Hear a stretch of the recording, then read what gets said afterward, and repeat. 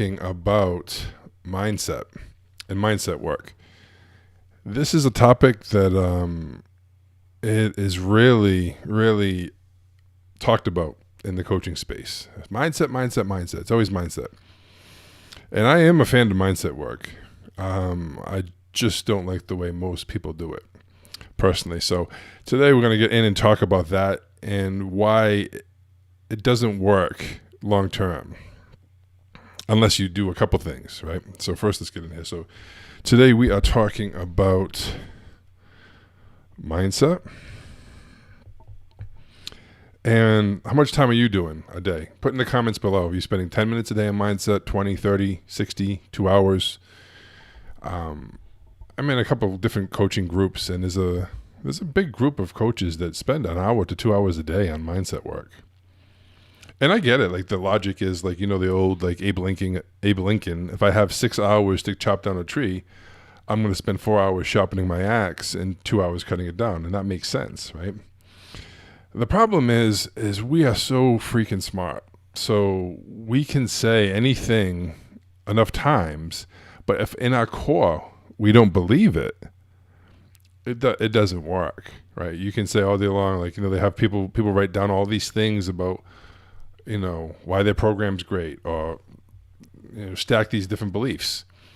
And it can help. It does help. It helps until you get punched in the face with 10 calls with no sales, or 2 calls, or something happens. Someone says something and they think that you're trying to scam them, and you're not. And then all the bricks fall down, right? So mindset's important, but it's a balance, right? It's a different balance. It's more, I would say, and I know mindset ties into this, but to me, I look at it more of, it's more of this. Let's see.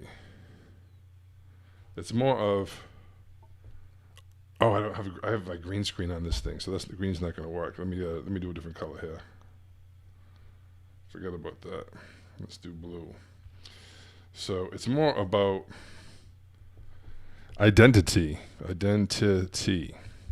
That trumps all, right? There's a saying in personal development that you will never outperform your identity, right? So there's nothing. So that's what you have to work on. And I'm going to tell you the best way to close people right now, the best way to get breakthrough clients, the best way for you to show up 100% in certainty and authentic. And this is, let me change this. I had to, hold on a second here. I used the thing. This is from yesterday. That's funny. Anyway, we'll continue. Life goes on. So the thing to use that is I think is the most important thing, and it's going to help you with everything. And this is the thing. Oops. I'm on here. Oh my God, what is all this stuff here? There we go.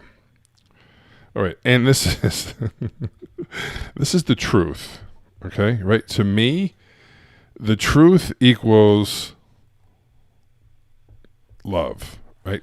There is nothing more caring and compassionate that you can do for someone than to tell them the truth, even when it's not pretty, even when they don't want to hear it, right? It's the most important thing.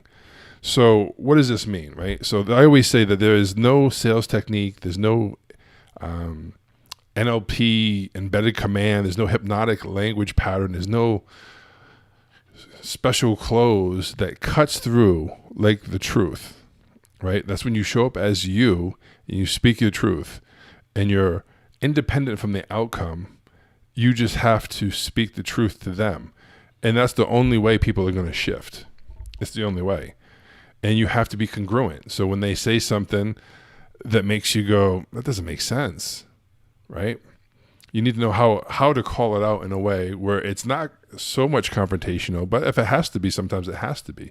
But if you build up the rapport throughout the call beforehand, I'm not talking about like, oh, we're both from small towns. I'm talking about like really getting them to have some realizations that they didn't realize before. They're thinking this is the problem. They realize, holy cow, that's not the problem. That's the symptom of this problem, a bigger problem. And that's how you get rapport. So you get it by speaking the truth to them, right? Because like I said, nothing cuts through the noise, the bullshit, than the truth. And it is the most loving, caring thing you can do for someone, right? So a couple of things with mindset, tying it back together, is the thing that I noticed is there's two factors. Well, there's three factors. There's your identity. And your identity is, the most important thing is you showing up as you, right? And that's the problem I have with a lot of these scripts, that they're not really, that's not how people talk. It's how someone else talks, and you're trying to adapt it to you, right? That's why I'm not a big fan of scripts. When people come to me, if they have a script, I'll use it at first, because I don't want to change too many things at first, right? Whatever script you have, I'll use it. We'll change the language so it fits your personality. That's one of the first things we do, right? So it's things you would say, so you're congruent. Because if you're incongruent, people sense it. And that's where a lot of the think about it comes in. That's where they don't trust you. That's where they're like, oh, do you have testimonials? Do you have all these other case studies? Like, I don't trust you. It's because unconsciously something's telling them, don't do this. What it is they're picking up on little incongruencies. Right? When you say something, like I'll hear someone read something, and you can from a script, right? They're just reading, and I'm like, were you reading that? And one of the calls I listened to the other day, she was like, no, I just have it memorized. I've said it so many times. And I'm like, yeah, it sounds like you're reading it. It sounds like a robot. There's like zero emotion there. There's nothing. It's not like, people don't talk like that. It's like on autopilot. So have words that are your words and mean them when you say them. Don't just go through it. I'm like, it sounds like you were just trying to get through it. Though the purpose of the call, what we find works best is, and it's just like, it's gross. Talk to someone, have a conversation. You know, if you're going to frame the call, but make it like you're talking to a person. You're not just talking to the wall, anyway. So your own words are important, right? So you got to be authentic, and I'm not a big fan of that word, but it's got to be your words, right? Not someone else's cheesy lines. And then you also have to have, someone said this, it was like, sales is where love meets self-respect, something like that. And I was like, wow, that's a great way of saying it, because it really is. You have self-respect enough to speak the truth, and you love people enough to tell them the truth, right? And I think that's what this sales is for me, right? So being authentic in your words, right, is a big thing. And then another thing is you have to balance. Like, I'm not saying don't work on mindset, but the problem is these people that are spending 1 to 2 hours, right? 1 to 2 hours on mindset, right? Here's the thing that baffles me. Guess how much time they're spending on skill set? Not much, if any. Like, a lot of these people, it's zero. It's zero. It's the equivalent of wanting to, I don't know, bench press 500 pounds, wanting to run a marathon, and just thinking about it. And just like, I'm going to run a marathon. I can see myself running a marathon. I can feel what it feels like winning the marathon. And never, ever once putting on running shoes and getting out there. Right? It's like mindset is huge. Once you have the skill set, because there's people that can have the skill set, right? And then their mindset is trash and they can't do anything, right? But how long do you think your mindset's going to be good if your skill set's not up to par? So you're spending an hour a day on mindset work and no time on skill sets. So what happens? You don't get results. And then that creates more of a negative mindset. And then it's a loop that you never stop doing mindset.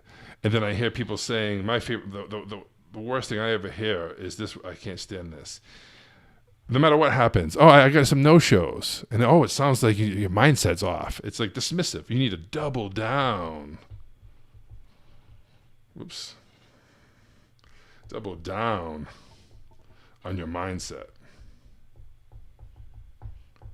And yet, these people haven't listened to any of their calls.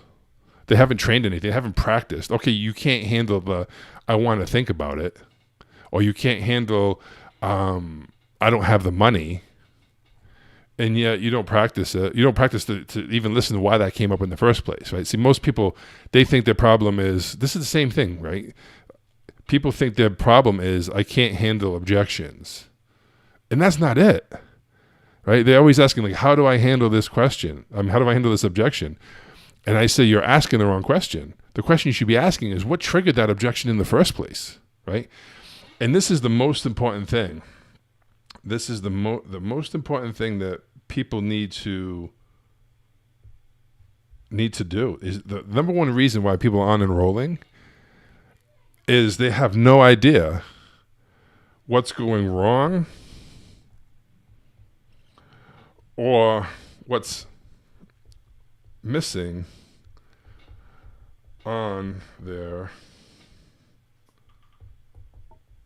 calls. That's it. I mean, that's the biggest thing, right? So picture this. Picture how insane. So when I see it, I go, oh my God! It's just like it's a never-ending loop, and it's just a never-ending loop of bullshit to me, right? You have calls. You're doing a lot of calls. You're not enrolling with the people that you need to. Maybe you're under 10%. Maybe you're under 15%. And you're taking a lot of calls and you're just getting burned out. So you keep doing mindset work, you keep doing mindset work, you keep doing mindset work. You don't work on your skill set. You don't know what the hell you're doing wrong on the calls. And so you're not getting any better on your calls. And you're just hoping that you're going to have some positive attitude that's going to get you through everything. And it can help a little bit, but it's not going to take you from, like, if you don't, here's the first thing. The first thing is, if you don't know what's going wrong or missing on your calls, how can you fix it? How can you get better? It's impossible. That's why such a big part of my program is doing call breakdowns. We listen to the calls. We break down everything, the tonality, the pace, the question. What were you trying to do here? Why this is you're forcing this? Why are you forcing this? Why did you miss this? Did you hear when they said that? Oh my God, like sometimes I have to play it back 2-3 times before they catch it. Oh my God, I didn't even hear that. And that's why I hate scripts, because people's face is buried in a script. And they're not present. They're not missing everything, right? So the first thing is, what's going wrong? What's missing on your calls? The second thing is, it has to be your words, right? It's got to be you. It can't be someone else's script, someone else's long, bloated BS script trying to sound like someone else, listening to someone else talk and trying to be like them. It's ridiculous, right? So you have to know what's going wrong in your call so you can fix it.